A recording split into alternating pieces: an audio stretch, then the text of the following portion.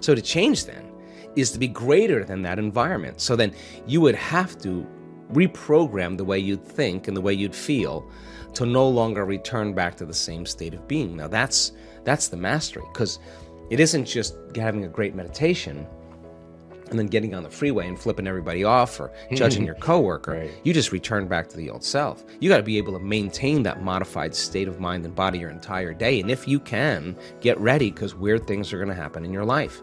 So the person who's starting to try it out in a curious way, like, let's just do the experiment. Let's just see if I change my energy, I change the way I think I feel, is there going to be some effect in my life? When they start seeing that, they're no longer like, oh, I got to go create my, my life today.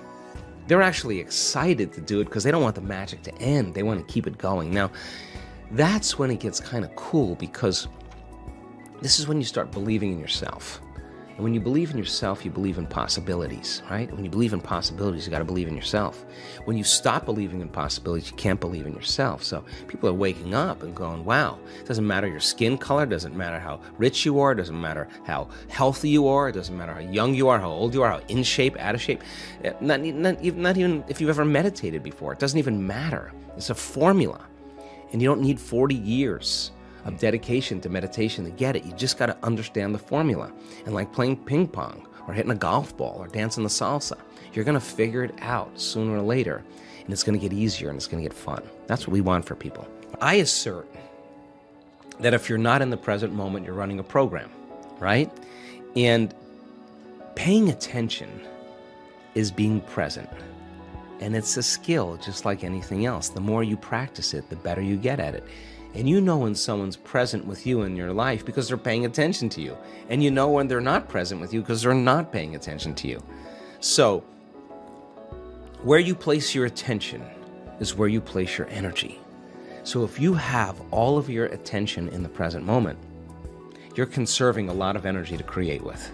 If I'm talking to you and you're thinking about where you're going to go for lunch and who you're going to go with and how you're going to get there, and I'm talking to you, you left the present moment and your attention went to some future. And your energy will go down and you won't be able to comprehend what I said. If you start thinking about what you should have said at the staff meeting 3 days ago, and I'm talking to you and your mind is back in the past, you're siphoning energy out of the present moment into the past. So people are constantly siphoning their energy into a familiar past or a predictable future because that's where their attention is. And the stronger the emotions that we feel to certain problems and conditions in our life, the more we pay attention to them. So we give our power away to our ex. We give our power away to that big problem. And that's creative energy that we should be able to use to create a new future. So then when a person's sitting in a meditation and they're doing absolutely nothing, and it's 8 o'clock in the morning, and their body for the last 10 years has been going in traffic and getting angry and frustrated in traffic, and now they're sitting in a meditation at 8 o'clock in the morning, the body's going to say, hey, you're off schedule. I'm used to suffering and getting angry here. Yeah. So the body's going to start looking for that emotion, and it's going to start influencing the mind, and you're going to start getting images and memories just so you could feel that emotion. Like now the person's back in the past, but if they become aware that they're siphoning energy out of the present moment into the past, and they settle the body back down into the present moment, that's a victory. And those victories add up. And you're telling the body in that moment that it's no longer the mind, that you're the mind, and that's a victory. And then people get frustrated and they say, I can't meditate. Oh, really? Well, actually, you're doing it right. That's actually what meditation, you're doing exactly what you're supposed to be doing. And then all of a sudden the body says, well, it's 8:15 now. This is when you normally, go get something to eat and you have your coffee and your body's starting to want to get up and do something. You become aware that your body wants to get up and move and you're in the meditation.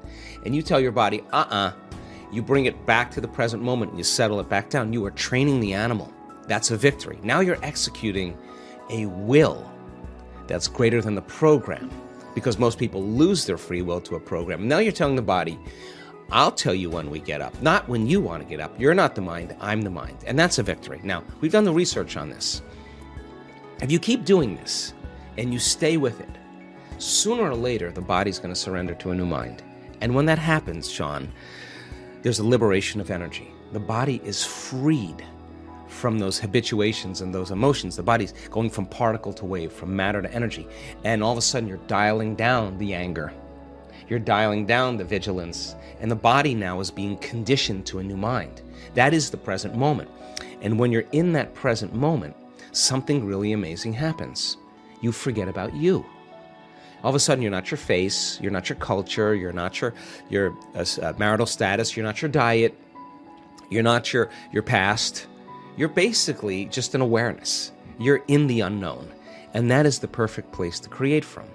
So it turns out that when people do this properly, they heal themselves of anxiety. Why? Because they're no longer obsessing about some future.